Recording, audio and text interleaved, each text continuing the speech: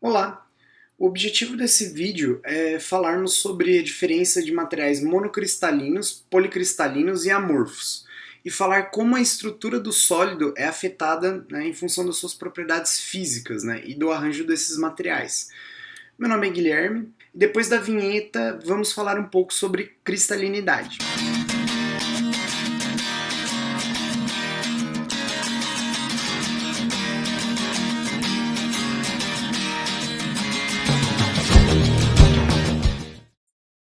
Ok, primeiramente vamos falar sobre cristais. O que é um monocristal? Bom, e mais importante aqui também, o que significa dizer que os materiais se estruturam, em sólidos cristalinos? Bom, vamos tratar um pouquinho sobre essas classificações. O material sólido, pessoal, eles podem ser classificados como monocristalino, policristalino e amorfo, o material sólido. Um monocristal é um material sólido onde a estrutura cristalina se mantém contínua ao longo de todo o material. Isso quer dizer que a orientação dos vetores do cristal em uma parte do material é exatamente a mesma em qualquer região desse material. Então eu tenho aqui uma mesma organização, em termos do que? Em geral aqui, ó, de uma célula unitária. Então, nesse exemplo aqui, eu tenho uma célula unitária cúbica de face centrada, que é a estrutura comum aí para o alumínio. Então, eu tenho esse arranjo atômico aqui, e esse arranjo atômico, se eu tenho um monocristal, ele vai se repetir ao longo de todo o material sólido. Então, esse aqui é um dos exemplos. Bom, vamos pensar aqui em outro caso, uma outra forma de pensar sobre isso, é se eu pudesse selecionar uma região da célula unitária, e eu puder traduzir um número inteiro de vetores dessa região, dessa rede cristalina, e mapear os átomos em uma outra área do material. Ou seja, eu tenho essa posição aqui em relação a essa célula unitária, a posição desses átomos, exatamente idêntica numa outra região do sólido. Então eu tenho uma rede cristalina contínua. Esses átomos eles vão se repetir em termos desse arranjo contínuo aqui e periódico. Bom, vocês podem estar pensando é que o monocristal é um material bastante incomum, e que nós não lidamos com eles frequentemente. Esse pensamento não está necessariamente correto, tá, pessoal? Por quê? Porque a maioria dos bits em computação que nós utilizamos e carregamos nos nossos bolsos, em um telefone celular, por exemplo, são constituídos aí a partir de silício. O que nós fazemos é pegar um grande cristal de silício, chamado bolo, em forma de um lingote. Esse silício ele é fundido, ele é removido desse forno onde ele funde o material, e a partir dessa remoção, esse cristal cresce por deposição em camadas cada vez maiores, e ele é composto por um único cristal de silício, com a mesma orientação. Esse monocristal de silício é removido, é cortado em wafers muito finos, então são feitas deposições ou fotolitografia na superfície desses wafers. Isso aí é o que é um processo comum para alguns chips que nós utilizamos. Então, o material base para toda a tecnologia da computação, para quase todos os dispositivos que nós carregamos no bolso, aí, é um monocristal de silício. Tá aí um dos motivos do porquê entender como que esse material se comporta e como que ele se estrutura.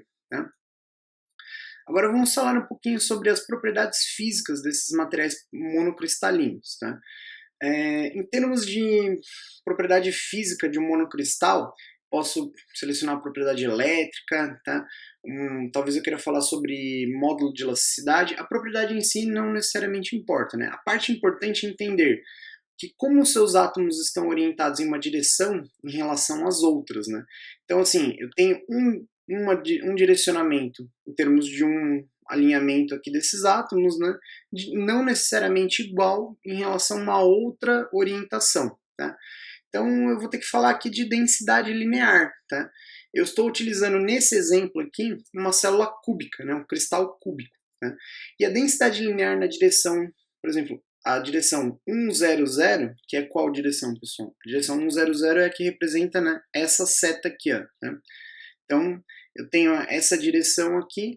a densidade linear não é a mesma do que da direção 1, 1, 0, né, que é representada por essa orientação aqui, né, desses átomos. Né. Então os átomos estão um pouco mais afastados, né, e seus orbitais eletrônicos se sobrepõem mais, né, na direção 1, 1, 0 em comparação do que na direção 1, 0, 0. Tá? Então faz sentido, né, pensar que as propriedades físicas nessas duas direções também sejam diferentes. Né? Diferentes de que forma? Bom, vamos tratar aqui a respeito disso. Né? Mas se eu tenho aqui, ó, eu peguei só um corte aqui, né, daquela rede cristalina. Né? Se eu tenho uma aplicação aqui de carga, por exemplo, né, uma carga mecânica, né, esforço mecânico, nessa direção 1, 0, 0, em função dessa distância aqui, né, dessa densidade atômica aqui, eu vou ter uma resposta diferente se eu, por exemplo, né, aplicar nessa direção 1, 1, 0. Né? Então, isso aqui vai me, em termos de material, vai me dar uma propriedade física distinta. Né? Então, isso aqui é o que eu quero, né, dizer aqui com as propriedades, né, terem uma simetria em relação à simetria da estrutura cristalina. Tá? E o nome que nós damos para isso aqui, pessoal, é anisotropia. Né? Eu digo que essas propriedades elas são anisotrópicas, que significa que elas não são as mesmas, essencialmente, elas são diferentes. Tá? Esse material anisotrópico é um material que, se eu medir, né, a propriedade física em uma direção, elas não necessariamente serão as mesmas se eu medir em uma outra direção. E todos os materiais monocristalinos que observamos são anisotrópicos para algumas propriedades. Né? Então é importante eu entender essa relação. Um exemplo aqui de um material anisotrópico. Tá? Um bom exemplo é o grafite, tá? Que é um material que a gente está bastante familiarizado. Né? Por que eu considero ele anisotrópico? Né? Se eu utilizar um lápis, né, de grafite, e nós pensamos no grafite como um material bastante maleável, né, ele está correto, né, esse pensamento, né, à medida que eu escrevo com o meu lápis, um pouco de grafite vai ser depositado na folha de papel. Bom, estou fazendo uma deposição, né, dessas camadas de grafite. Se observarmos a estrutura cristalina do grafite, nós vemos que essas folhas hexagonais de carbono, que possuem uma ligação muito forte entre as estruturas hexagonais, elas possuem uma ligação muito fraca entre as folhas de cima e as folhas de baixo. Tá? Então ela é extremamente orientada, extremamente anisotrópica. Tá? E o significado disso é que a energia da ligação na direção entre as folhas ela é muito fraca. E quando eu escrevo, eu sou capaz, né, de depositar pequenas folhas de grafite na superfície de papel. Tá? Mas é importante notar que as ligações no plano aqui, né, nesse mesmo plano aqui, são muito fortes. Né? Uma única folha de grafite, né, é o que nós conhecemos aí e chamamos como grafeno. Né? E a resistência por massa desse material é mais forte do que, por exemplo, o aço. Né? Portanto, é um dos materiais mais resistentes que nós conhecemos. Esse é um bom exemplo de um material anisotrópico, cuja estrutura cristalina é anisotrópica também, e, consequentemente, as propriedades físicas são anisotrópicas. Então, por isso que é interessante a gente entender esse tipo de orientação. Tá?